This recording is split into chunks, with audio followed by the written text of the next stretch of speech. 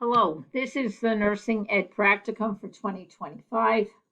I am Dr. Pat Bartley Daniele, one of the course faculty, and the focus is Brightspace and the Practicum assignments, the keys to success.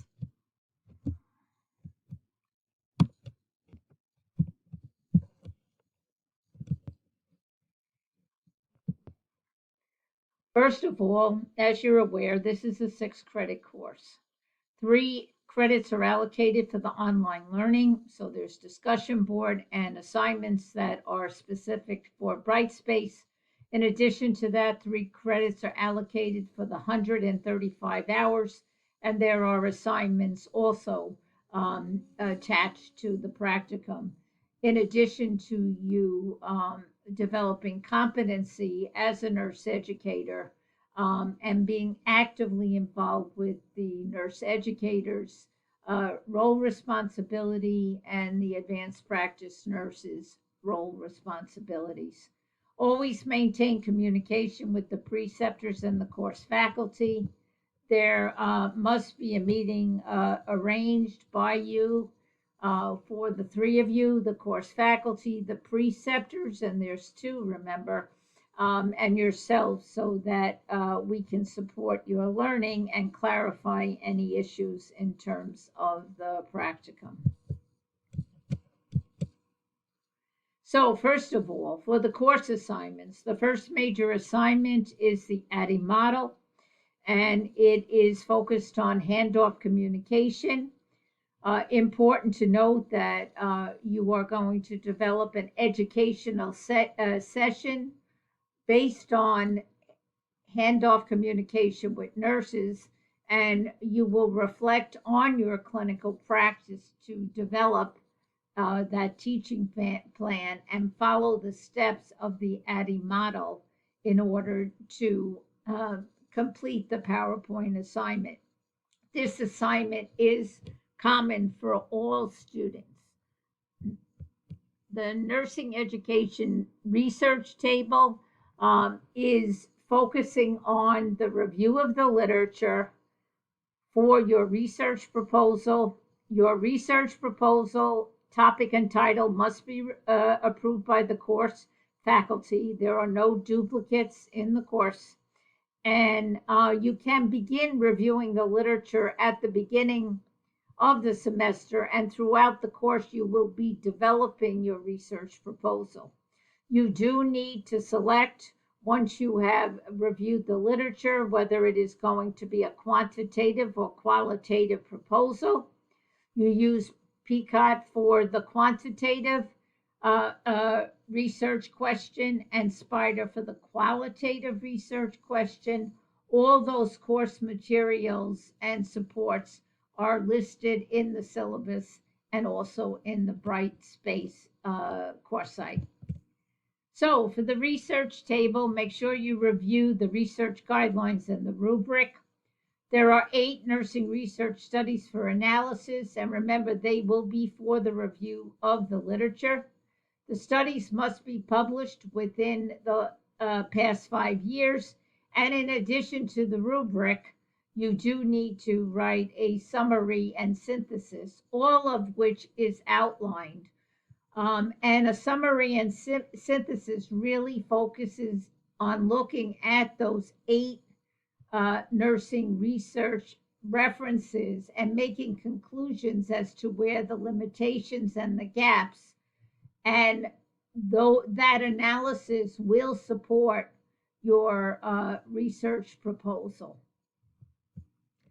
The nursing education research proposal, this assignment is developed throughout the course with formative and summative evaluation.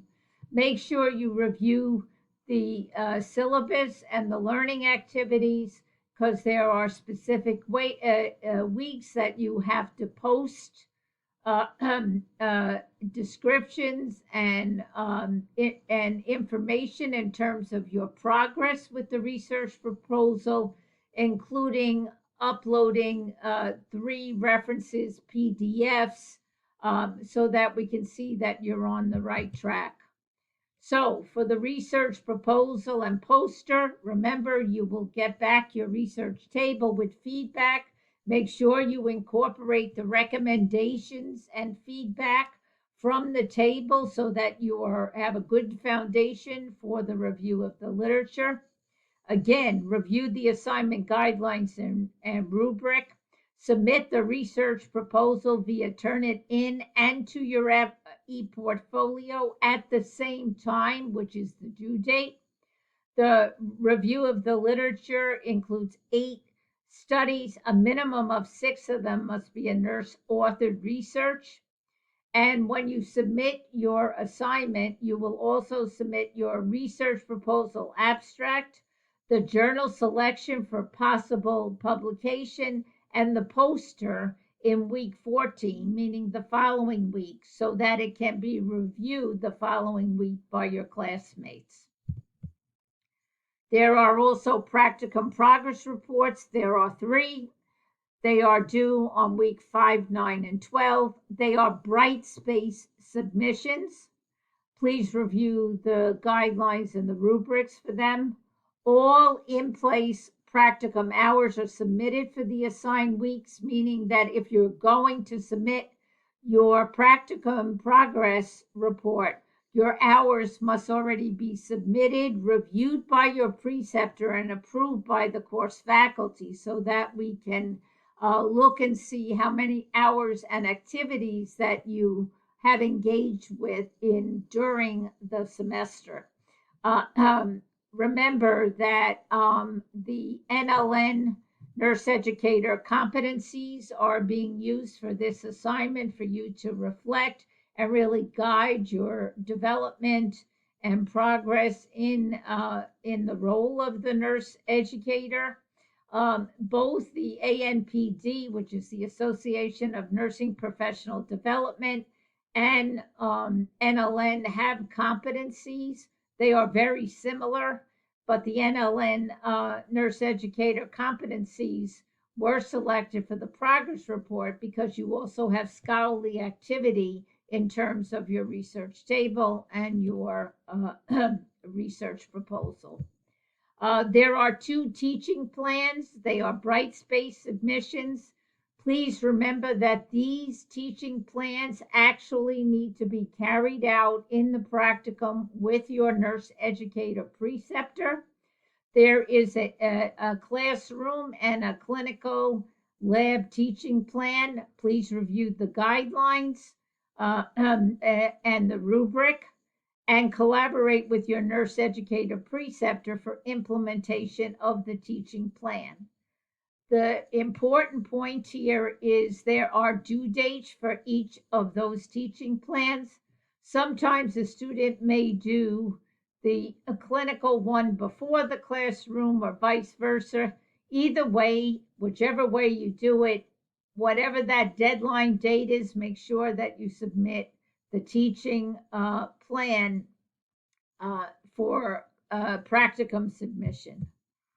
The direct care assignments. For the direct care assignments, you must submit 1 SOAP note from the direct care experience. Remember that this is 35 hours.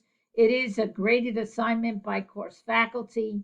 In addition to that, in the practicum information widget, you will see the clinical log form, and that must be attached on the dates that you are with the direct care provider. And you'll see it's fairly easy to follow, but it really is documenting your encounter with patient care. Some of the practicum logistics. It is really important to note that in Brightspace there is a widget for practicum information, the required documents for the course in terms of submissions. In addition to that, there is a virtual interprofessional education session that you must participate in as a facilitator and work with your course faculty and meet with your course faculty and other student facilitators for your sessions. But all the information, the case studies, And the learning materials are in the IPE information widget.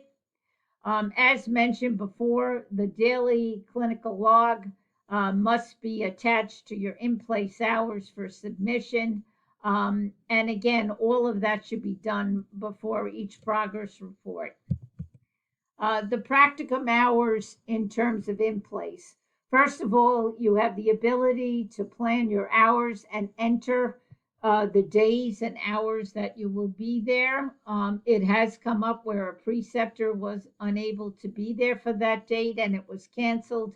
Then you don't have to worry about deleting it. You can just write a note with 0 and state the reason why there was an issue with that date, and of course that date will be rescheduled. All practicum hours will be entered by the student weekly for the preceptor to review and the course faculty to review and approve. This is very important.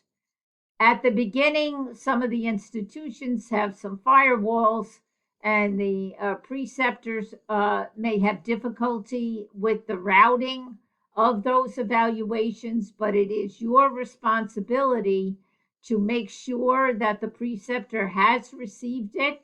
And then once the preceptor has reviewed it, it will automatically come to the course faculty for review. Remember, the practicum hours must be up to date to support your practicum progress reports. We are unable to evaluate your progress reports if we don't see the dates and the hours of those in the practicum. Please subtract meal and break times for the practicum, and if you are there more than 4 hours on one clinical day, you must subtract some time from meals and breaks, a minimum of 30 minutes. Now, the practicum assignments and in place, again, it's 100 hours for the nursing education. Remember, and this is a review, that the practicum progress reports are Brightspace submissions. There are 3. The virtual interprofessional educational experience, you will be allotted 6 hours of nursing ed experience, but you must complete all the requirements, which means the review in the course site of all the learning materials, the meeting before via online or Zoom with your course faculty and your fellow classmates, because there's more than one student for each session. And then you will meet with the course faculty very briefly after the session in terms of a debriefing. Remember to include your IPE hours in your progress report and also in your in-place log for faculty approval. Let your preceptor know that you completed it because they may be reluctant to approve it, but note that it is one item that we will directly review and approve because the course faculty is involved with that. The direct care practicum, remember again, submit your practicum hours weekly to the preceptor and follow up that the preceptor has received it, and that way it will be routed to the course faculty for approval.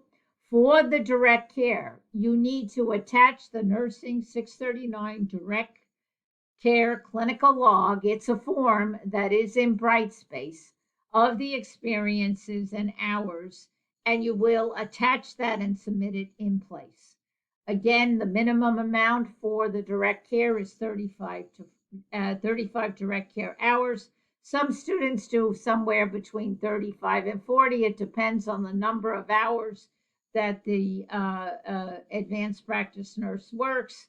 But remember that the minimum is 35 hours for direct care and 100 hours for the nurse educator. Now we get to the evaluation, which they refer to as feedback. There are multiple evaluation forms that you are responsible for completing and submitting into Brightspace. First of all, there is a feedback evaluation form for the nurse educator and the APN evaluating you. You need to download the form, review it with your preceptors, and submit one evaluation form from the nurse educator and one from the advanced practice nurse. And this is in Brightspace. You also have to evaluate your two preceptors. Again, there is forms, and you must submit those two forms in Brightspace. And lastly, there are course links for you to evaluate the two practicum sites via the course link. Even if you are in the same location for the direct care and the nurse educator, you still must evaluate both of the sites because they are going to be in different roles and different locations within one institution if you are fortunate enough to do both of them in one institution. Summary: please review the assignments for Brightspace and In Place. Weekly practicum hours must be submitted via In Place for review and approval of the hours. I emphasize the importance of you following up to make sure your preceptor receives them so they can then be reviewed, and then they will automatically go to the course faculty for review and completion and approval. Um, there are evaluations for each practicum experience, one for the nurse educator and one for the direct care.